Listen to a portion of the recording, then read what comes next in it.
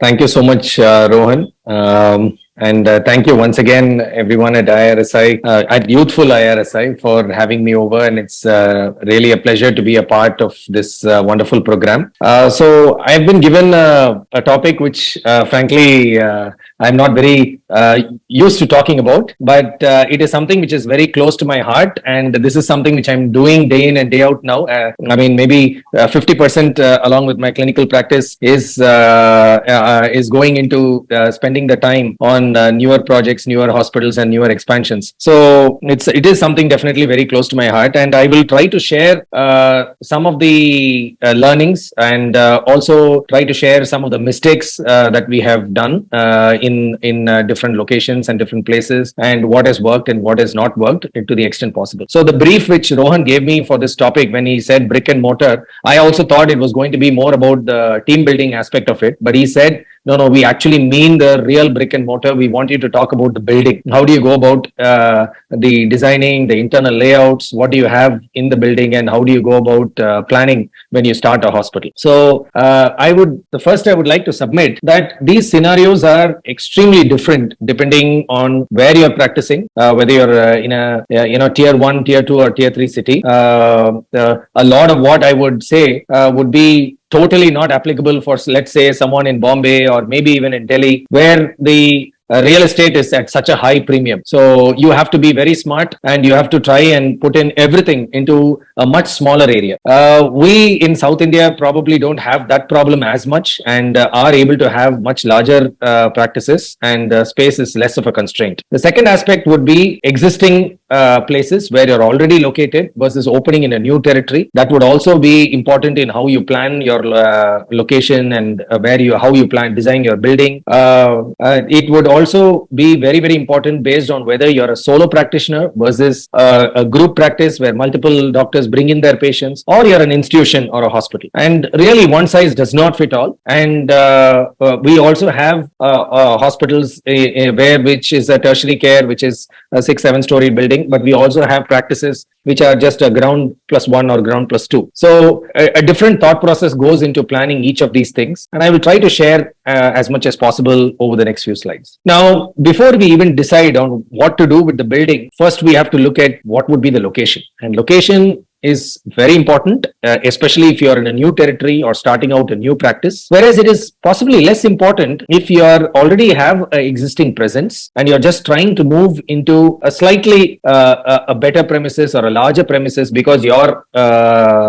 practice has grown. Because in that situation, it is possible that patients will still come in search of you, even if you're not located exactly on the main road and you're probably a wee bit inside. While the reason is the prominent location gives you only an initial thrust, and after that it's entirely word of mouth. You could be in an excellent location but not have the right people inside, and it really won't matter even if you have the best location in the city. So it's really important what type of team and doctors that you have inside. And if you're already in a place where you're existing already and expanding, I would say don't spend too much on location, because obviously it comes at a premium and you have to balance the cost when you're looking at expansion. So I'll try to explain this with a couple of examples. The one on the left is our hospital in Tirupur, where we already had a presence, and we were there for more than a decade. Before we thought we needed a larger hospital and a larger practice. Now, this is definitely not in a prominent location, and this is located almost under a bridge, but it has served the purpose because we were already there at this location for a long time, and the patients were able to locate us quite easily and came in search of us. Whereas the building on the right is our hospital in Cochin, where when we entered, we were completely new players in that market. And this building is located right next to the metro station, right in front of the bus stop, and on a very, very prominent road in Kochi. Now, this was important because it did help us get that initial thrust, give us that initial visibility when we were completely new to that town. But having said that, 4 to 5 years down the line, do I feel that this location is still playing a major role in our presence there? Not really. So I think it is just in the initial year or two where location makes a huge difference, but becomes less important as we go out. A third example is a mid-sized branch, let's say located in our E-Road place, where this is actually located a little away from the city. Again, this is something which is located about 100, 150 kilometers away from our base center in a tier 3 city, where traveling within the city is really not that difficult. So even though we were located a little outside, it took us very little time to gain the prominence, and it became a successful branch in a much shorter time than even our branch at Kochi, primarily because you're expanding into a territory which is within your own backyard. So all these things go into your decision making when you're looking at a location. Now, do you try to buy the property, make the building, or do you go for a rental? Now, this is a very, very pertinent problem that many of us face when we are trying to start out and start our initial practice, or if we are already having a practice and you're wanting to start another branch. So, obviously, an own building or the land that you own requires a very high amount of capital. Your property itself gets locked because obviously you're not really planning on selling the hospital. You're making the hospital for you to work in it, for your colleagues to work in it.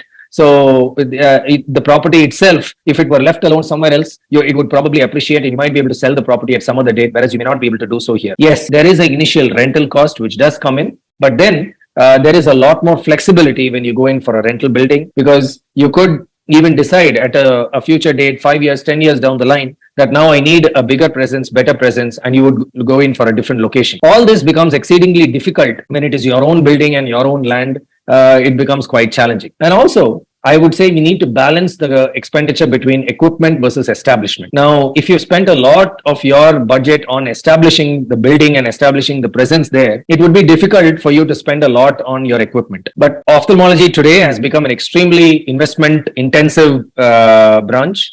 And if you have to invest in various subspecialties, cataract, retina, refractive surgery, cornea, glaucoma, all of these, right from investigations to equipment to LASIK machines, everything comes at a very high cost. So I would say if you are able to reduce costs on establishment, that is, you reduce your capital on the property, reduce the capital on the building, you would be able to invest more and spend more on the equipment. And this definitely seems to be the way forward. Now, when you start with the building itself, once you have located the location, now you want to get the team together to start the building. Now, there are ways in which you can do it. Like if you are personally going to be involved in monitoring it, you could either go in for a single contractor who's going to take it as a turnkey project, or you could have multiple subcontractors, somebody who will do the civil part, somebody who will do the portion of the interior, somebody who does the electrical, somebody who does the plumbing, and overall somebody else who does the air conditioning and other things. Now, you might be able to save some amount if you have multiple subcontractors and you bargain with them and you coordinate with them. But this does require a lot of your time and a lot of your presence to ensure that this coordination happens between multiple subcontractors. A single contractor would be useful if it is in a different location from where you're primarily practicing, or if you are, required to complete everything in a much shorter timeline. Let's say in a rental building, you have a very short rent-free period, maybe 3 months or so, when you need to complete the entire project and then start working from the 4th month onwards. There, the single contractor, you can push them because they will be responsible for completing the project on time. There will be penalties if there are delays, and they can be pushed to ensure that they take care of the coordination and finish the time, although it may come at a slightly higher premium, but it may be worth it because you will save on overall time. Next is about once you've decided on the contractor and your location, based on the type of footprint that you have, the kind of square feet that is present, you need to decide what are the number of consultation rooms that you require, what are the number of optometrists that you're going to put in place, the kind of investigations that you're going to have, and also the number of operating theaters, based on which you will also, depending on the remaining space, you will decide what would be the amount of inpatient and ward area that you have, and then the waiting area and opticals, which is then comes hand in hand with the rest of what you have decided. So just to go through this and add a couple of points on each of these areas, I have chosen an example of a small to mid-size branch located, let's say, on a ground plus 2 level. And this is a kind of a typical floor plan that we have. If you can see on the right is usually the kind of the common areas, the lift, the staircase, the common toilets, all go towards one side, and it doesn't interfere with the rest of the floor plate. So that is, this will be the recurring theme across all floors, the ground, first and second. And then in a very, very prominent location, which is along the front facade of the building, you will have your opticals, which is visible from the main road because that is one of the areas where you do a lot of branding, a lot of visibility it gives in, compared to all the other rooms where we actually require a lot more peace and quiet, and the area has to be a little dark. Obviously, facing the entrance would be the reception itself. The pharmacy is also preferable if it is in the ground floor. We have most of the prominent consultants usually along the ground floor, along with some refraction cubicles, and along with the prominent consultants, you give them a counseling and a mediclaim unit as well, because all these patients who do get seen by the consultants go in for counseling. Subsequently, in the floors above come the majority of the investigations, your lab workups, your various investigations. I'll go through it in a little bit more detail, but that comes in the first floor along with some consulting and waiting. Depending on the number of floors that you have, you may have some amount of a ward or inpatient area overlapping into the investigation floor, or they may be in a separate floor altogether. Basically, the idea is that you have your majority of your clinical in the ground and first and or the lower floors, and then you have the ward above it, and on the top floor you have the final inpatient rooms and the operating theatre complex. The advantage of having the operating theatre complex in the top floor is because your air handling units, which are usually located on the terrace, have direct access to the operating theatre, and therefore it becomes easier to keep this in the top floor. The amount of distance, if you reduce the distance from your air handling units to the operating theatre, you reduce on cost, you reduce on efficiency of you improve the efficiency of the air handling units, whereas greater the distance, longer the amount of copper required, longer the tubing, longer the dissipation of the air conditioning, and therefore less effective air conditioning, or you require a greater efficiency of the air handling unit to operate a similar sized theatre which is located a little further away. So these are certain very broad outlines which go into designing and planning your things. Now, let me get down into specifics. Now, let us say this is in a smaller branch, a particular reception, and I will say this is on the opening day of a hospital where this was a good few years back, where we were not possibly as organized as we are today. And as you can see here, while this is a decent reception, there is absolutely no branding visible on the opening day in the reception itself. All of this came later. So nowadays, in this day and age, it's important that you have adequate branding across all the walls. As you can see here, this is all on the opening day and everything looks absolutely empty. Now, whereas even when you are in the planning stages itself, your architect himself can start giving out the layouts for where your doctor board should go, layout for where the services should go, your different branding for different services, different creatives, where all these should be located. Based on that, he will decide on where the individual rooms and individual investigations and individual consulting rooms are all located, and the branding can also be used in those specific areas. But one thing I would like to add from this picture is to have a uniform theme, so that in all areas across the hospital, this theme is kind of maintained. And this theme should ideally be, if you're having more than one branch, it's good to have maintained the same theme across different branches as well. You would also notice that in all the rooms we have laminations put up to a height of about 7 to 8 feet, and beyond that is the ceiling. So because the reason is this becomes very maintenance friendly. Even if patients keep their hand over the wall or other things, it doesn't get dirty. It can be cleaned very, very easily. While there might be a slightly higher initial cost when you're putting laminates instead of just a simple painting, but it does help in the maintenance in the long run. And I think this is what most places are moving over to now. Even in the waiting area, depending on the type of branch and size of branch and amount of waiting area, you can have row seating, you can have lounge seating, you can have separate general areas, you could have a smaller VIP area where your either your express patients or possibly premium patients or pre-refractive surgery patients could have a slightly different waiting area setup, and this is something which we do follow in a number of locations. In the consulting rooms itself, again, you would see that the theme which is there exterior is also maintained inside. You would also want to design the consulting room in such a way that it has sufficient space for your chair unit, but also gives the consultant a kind of like an office space, that is a desk with a chair and a couple of 2 or 3 chairs in front of it for the patient and attenders to sit. Now, a lot of places would have a small computer right next to the chair unit and save up on space. Now, that's also a good idea. If your space is a constraint, you could just have a room which is possibly half the size of this and having more rooms for consultation.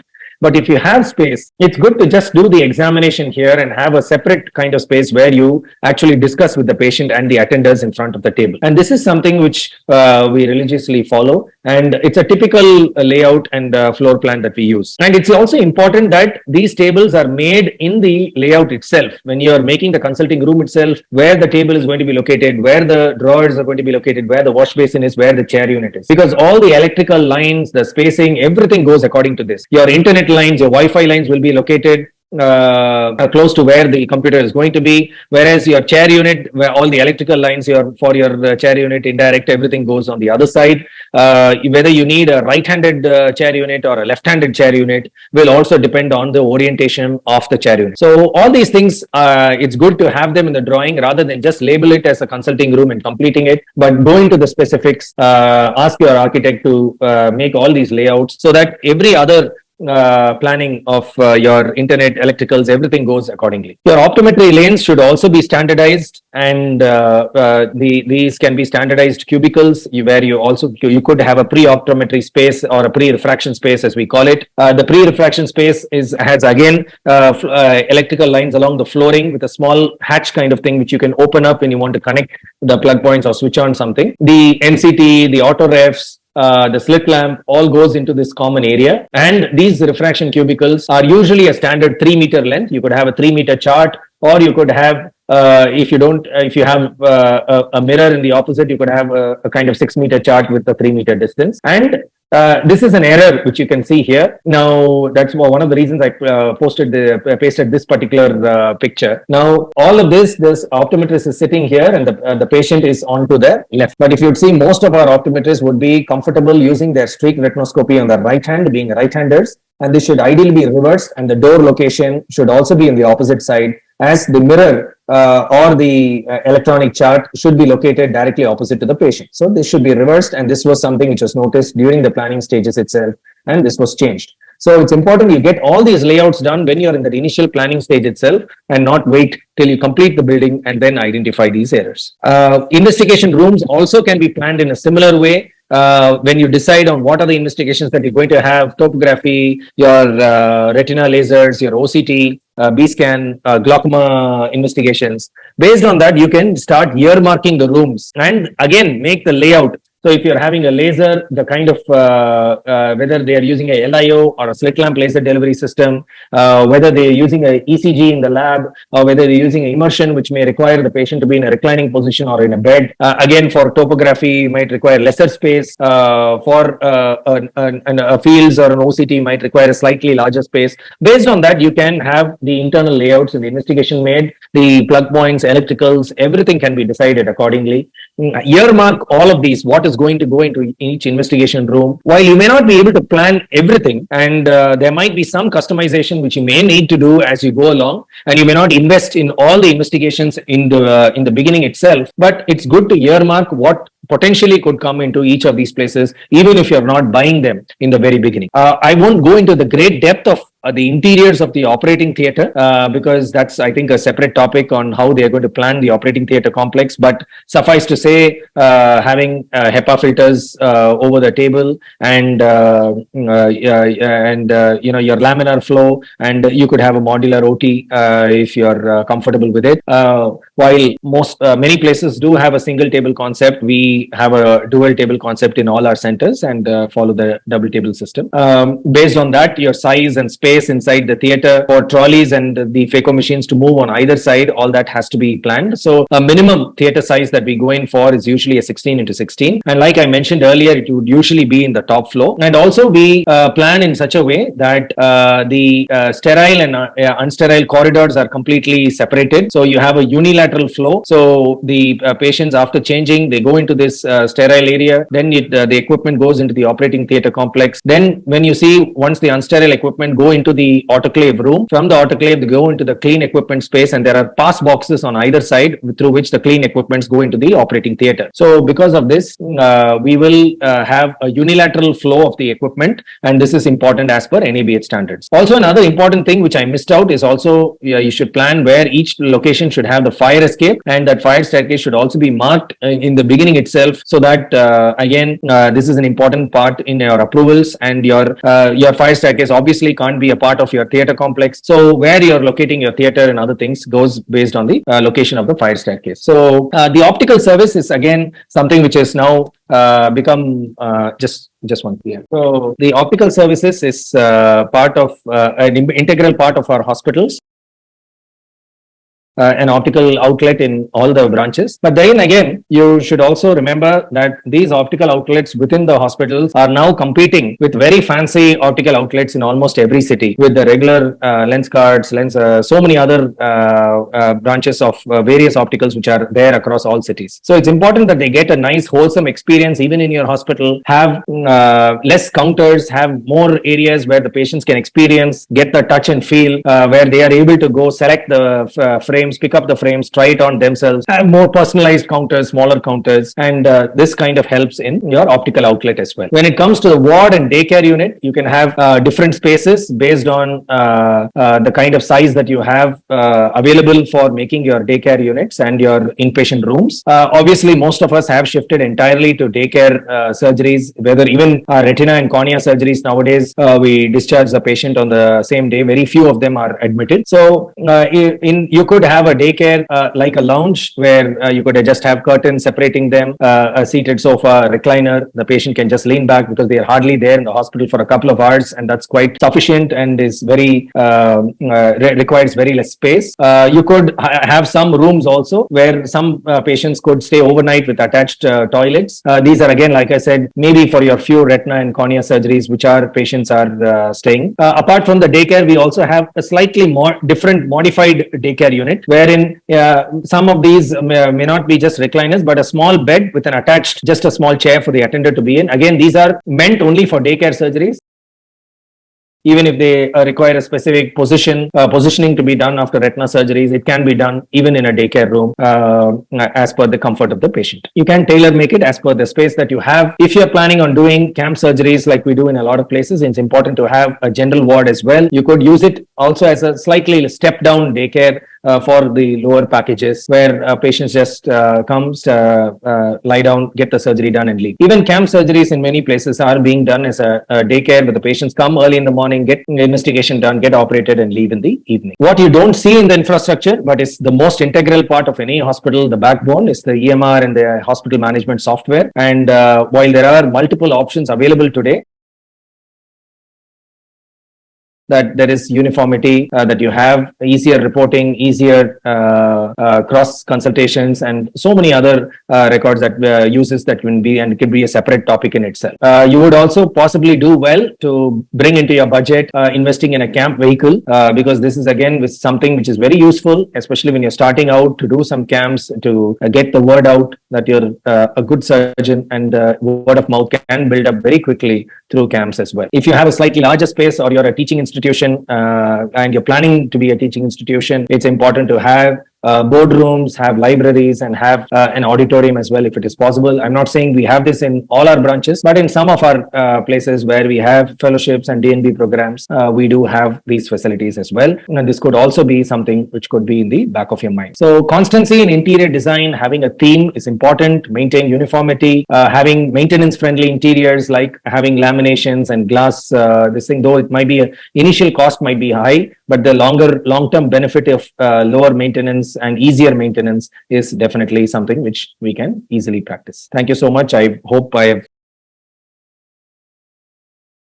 and I look forward to any questions. Sir, this was an amazing insight into everything. I mean, you literally mentioned each and everything that could possibly occur in anyone's mind and run through it so smoothly. So thank you so much for sharing so much insight. Absolute justice. I don't think anybody could have done more justice. It's because you're doing this, sir. Especially the layouts, the details, the thought process, the retinoscopy, right-handed person, the mirror, the placement of the door, all those things. I mean, people just don't think about it in general, but these are such important things to have to do right in the beginning itself. And as you said, branding, it's become such a huge aspect. So when you're planning the infrastructure part, you should plan it in a way that you can do your branding accordingly. I absolutely agree with that. Dr. Mehta sir, your comments? I think most important, being very frank in showing off everything. He's not kept any secrets behind. Couldn't be a better example of sharing. This is something very nice. pictorial representation with a flow chart and the floor plan. Nobody shares their floor plans.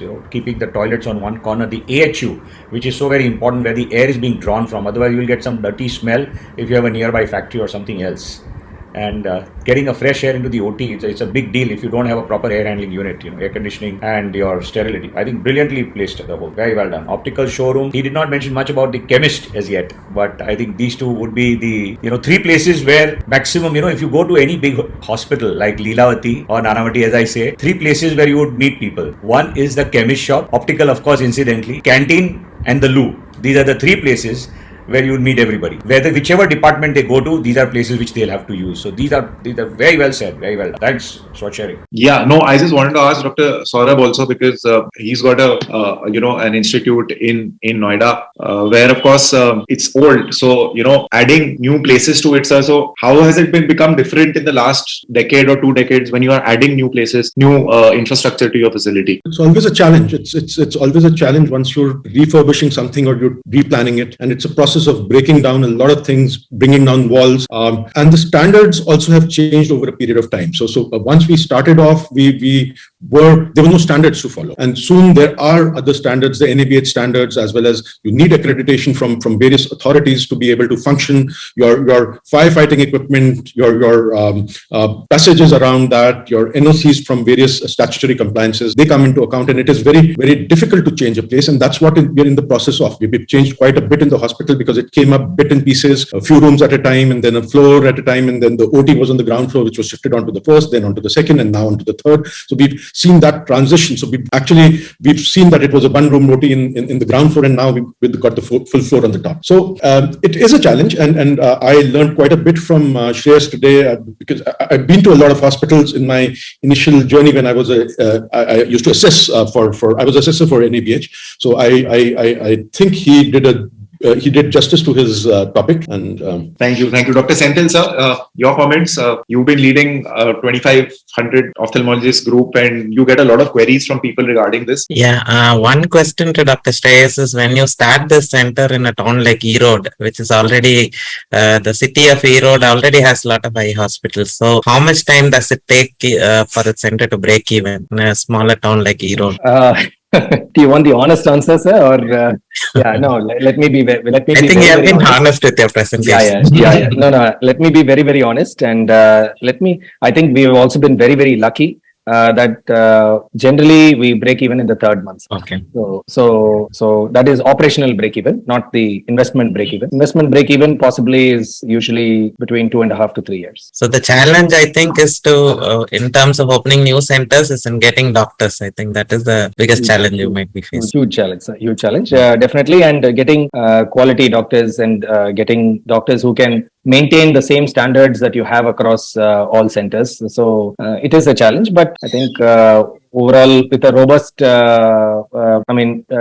training program and with a fellowship program and other things, that has also helped us along the way. Sir, how do you manage to go around with each center? Do you physically go there every week or every month or something, or how do you supervise it? We have a schedule for physical visits as well, but the physical visit for each branch is possibly once in 2 months or once in 3 months, because right now we have 16th, 17th coming up. But then so it's difficult to visit every place physically, but we have a virtual standardized slide deck meeting, kind of like a review meeting of each center every month on a specified day. So that's where most of the discussions happen. Of course, there are ad hoc discussion, problem solving, troubleshooting, which happens even otherwise, but overall performance guiding, everything happens through review meetings, which is usually online. So I think Zoom has helped. Zoom has really helped. No, I would say COVID has helped because it made it difficult for a long time. Our branches in Kerala and other things, I could not even cross the border without having to stay on either side for 5 days of quarantine and all that nonsense. So really it taught us that you could stay in a space, meet virtually, and still have good discussions. But yes, it does not. I'm not saying it totally replaces going to the center, because you need to have that connect. So and you need to have a certain ground level connect. But I think even larger organizations than us have totally stepped away from any physical visits altogether. Thank you so much, sir. in fact, one of the NABH assessments, a few of the NABH assessments during that time were on a Zoom meetings. Yes. So, sir.